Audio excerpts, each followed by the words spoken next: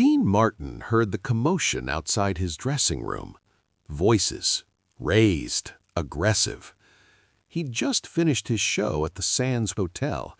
He was changing out of his tuxedo. All he wanted was 5 minutes of quiet before Frank came by, like he always did after Dean's shows. But the voices outside were getting louder. One voice he didn't recognize. The other, was that Frank? Dean walked to the door and opened it. The scene in front of him made his blood run cold. His bodyguard, Big Mike, had Frank Sinatra against the wall.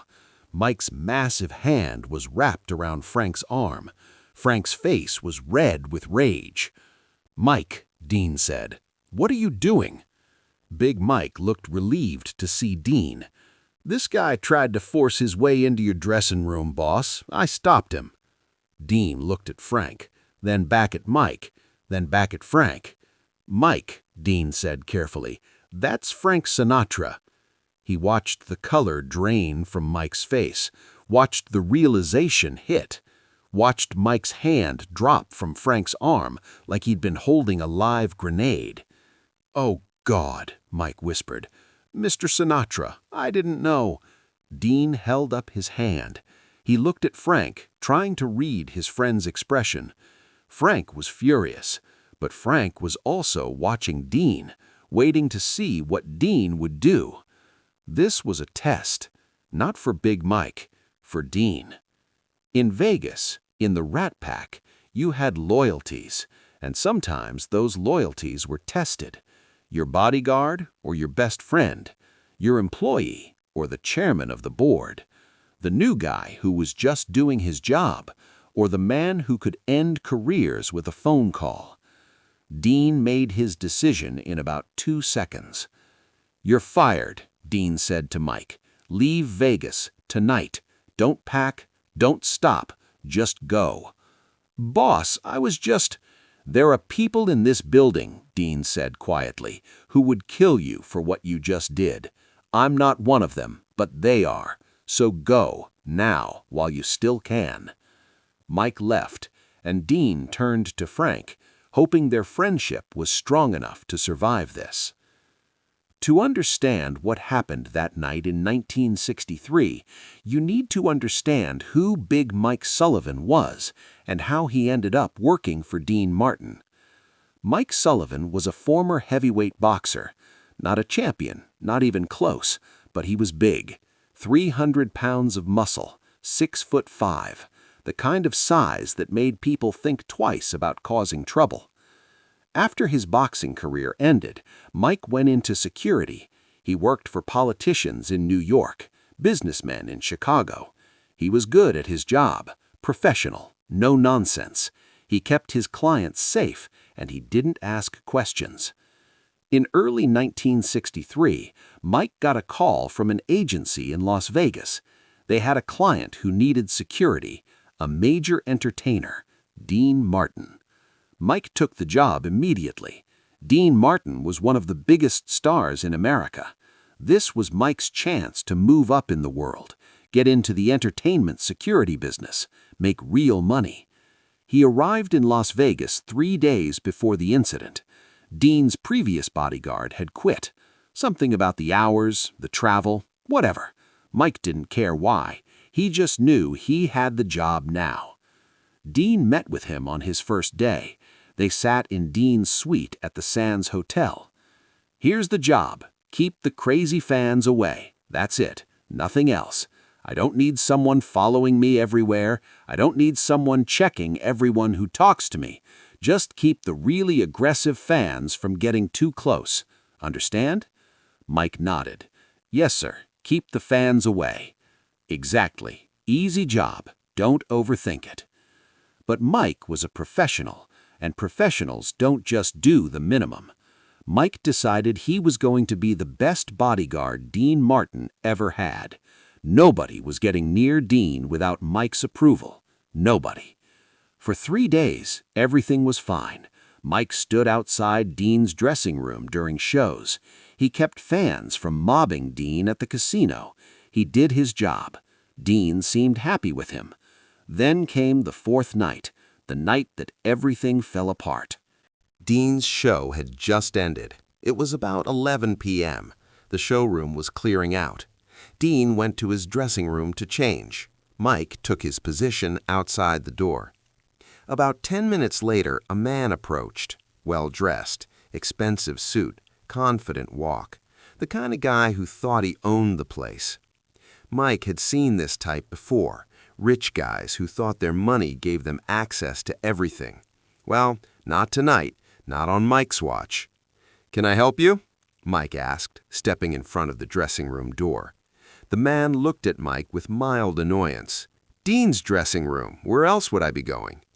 "Mr. Martin didn't tell me he was expecting anyone," Mike said. "He's always expecting me," the man said. "I'm Frank Sinatra." Mike had heard this before. Back in New York, guys would claim to be friends with the mayor. In Chicago, everyone claimed to know the mob bosses. Everyone lied to get backstage. Everyone. "Sure you are," Mike said, "and I'm the Pope. Nobody goes in without Mr. Martin's permission." The man's expression changed. The mild annoyance became something harder, colder. "Kid," the man said, "I'm not joking. I'm Frank Sinatra. Dean and I had been friends for 15 years. Now move." "I don't care if you're the President of the United States," Mike said. "You're not going in." The man took a step forward. Mike didn't move. The man tried to push past, and that's when Mike's training kicked in. Someone trying to force their way to the client, potential threat, neutralize. Mike grabbed the man's arm, spun him around, pushed him against the wall, hard. The man's shoulder hit the wall with a solid thud. "I said nobody passes," Mike said, his voice low and threatening. That's when the dressing room door opened. Dean Martin stood there in his undershirt and slacks. He'd been changing. He looked at Mike, then at the man against the wall, then back at Mike. "Mike?" Dean said slowly. "What are you doing?" Mike felt a surge of pride.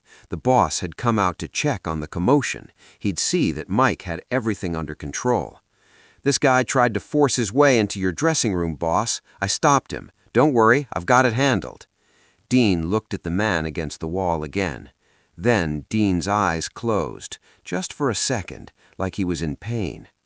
"Mike," Dean said, opening his eyes, "I'm Frank Sinatra." The words didn't register at first. Mike heard them, but they didn't make sense. Frank Sinatra. The Frank Sinatra, the man Mike had just shoved against a wall. Mike's hand dropped from Frank's arm. He took a step back. His mouth opened, but no words came out. "Oh, God, Mr. Sinatra, I thought you were, I'm so sorry." Frank Sinatra straightened his jacket, fixed his tie, looked at Mike with eyes that had seen everything and forgotten nothing. "Your boy's got balls," Frank said to Dean. "Stupid balls." Mike wanted to disappear, to sink into the floor, to be literally anywhere else in the world. He'd just assaulted Frank Sinatra, the chairman of the board, the most powerful entertainer in Las Vegas, possibly in America. Dean was looking at Mike now, not angry, just sad, like he knew what had to happen next. "You're fired," Dean said. "Boss, I was just doing my job. You told me to keep people away from—" "You're fired," Dean repeated. "You need to leave Las Vegas, tonight, right now." "But Dean stepped closer to Mike. When he spoke, his voice was quiet, almost kind. "Listen to me carefully. There are people in this building who would kill you for what you just did. I'm not exaggerating. I'm not being dramatic. There are actual people right now in this hotel who would take you into the desert and bury you for putting your hands on Frank Sinatra." Mike's blood ran cold. Vegas, the mob, the connections. He'd heard the stories. He just never thought they were real. "I'm not one of those people," Dean continued, "and Frank's not one of those people, but they are here. And if Frank wanted to, he could make a phone call and you'd be gone. So I'm doing you a favor. I'm firing you, right now, before anyone else finds out what happened. You're going to walk out of this hotel, you're going to get in your car, and you're going to drive out of Nevada tonight. Do not pack, do not go to your hotel room, do not stop anywhere. Just go. Understand?" Mike nodded. He understood perfectly. He'd just escaped death by being fired. "I'm sorry, boss," Mike said. "Don't apologize to me," Dean said. "Apologize to Frank." Mike turned to Frank Sinatra, the man he'd just manhandled, the man who could end his life with a phone call. "Mr. Sinatra, I'm deeply sorry. I didn't recognize you. I thought I was protecting Mr. Martin. I made a terrible mistake." Frank looked at Mike for a long moment. Then he spoke. "You're lucky you work for Dean. Anyone else, you'd already be on your way to the desert. Get out of my sight." Mike didn't need to be told twice. He walked down the hallway, out of the Sands Hotel, got in his car, and drove. He didn't stop until he crossed the state line into Arizona. Back in the hallway outside Dean's dressing room, Dean and Frank stood in silence for a moment.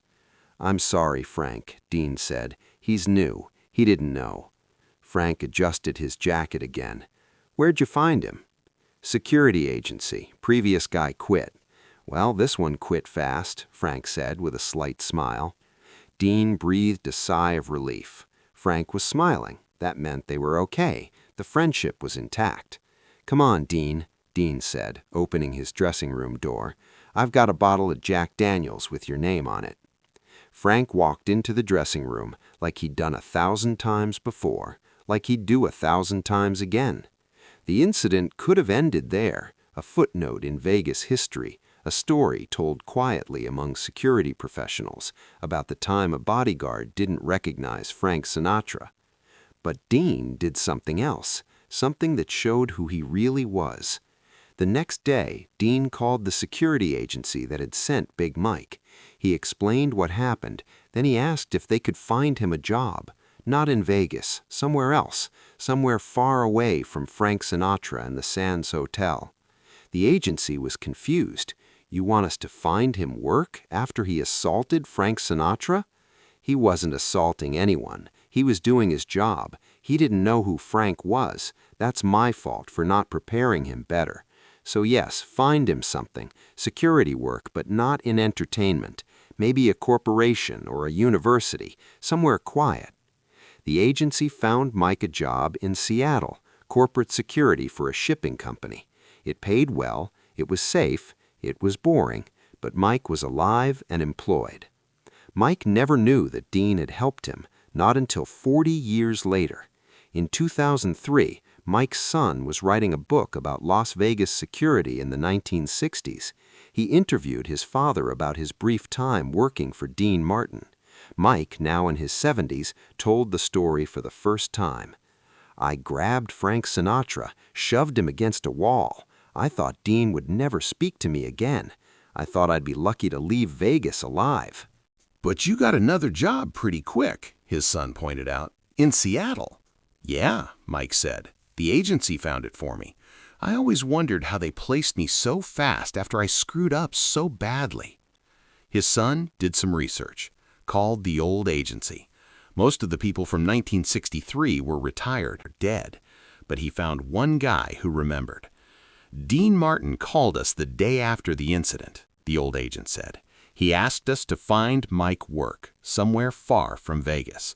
Dean even offered to pay for relocation costs. He said Mike was a good guy who made an honest mistake. Dean took care of him." When Mike's son told him this, Mike cried. For 40 years, he thought he was just lucky, that he'd escaped Vegas before someone killed him. He never knew Dean Martin had looked out for him, even after firing him. "He saved my life twice," Mike said. "Once by firing me, once by getting me out of town, and I never even thanked him." Dean Martin died in 1995.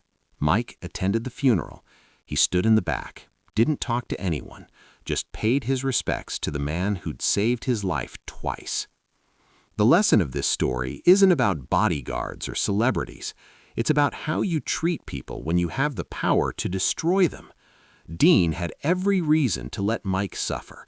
Mike had embarrassed him, created a dangerous situation, put hands on Dean's best friend. But Dean saw what Mike couldn't see in that moment. Mike was just a guy doing his job. He didn't know the unwritten rules of Vegas. He didn't know who Frank Sinatra was. He made an honest mistake in a situation where honest mistakes could get you killed. So Dean did two things. He removed Mike from the situation immediately to save his life. Then he helped Mike rebuild his career somewhere else to save his future. That's the Dean Martin nobody talks about. Not the lovable drunk with the drink in his hand, not the smooth singer with the easy charm. The Dean Martin who took care of people even when they didn't deserve it, even when they'd screwed up so badly that no one would blame him for walking away.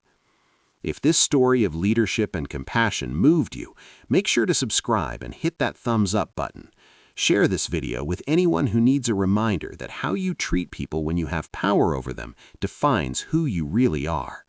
Leave a comment about a time someone showed you mercy when you didn't deserve it, and ring that notification bell for more incredible untold stories about the character behind the legends.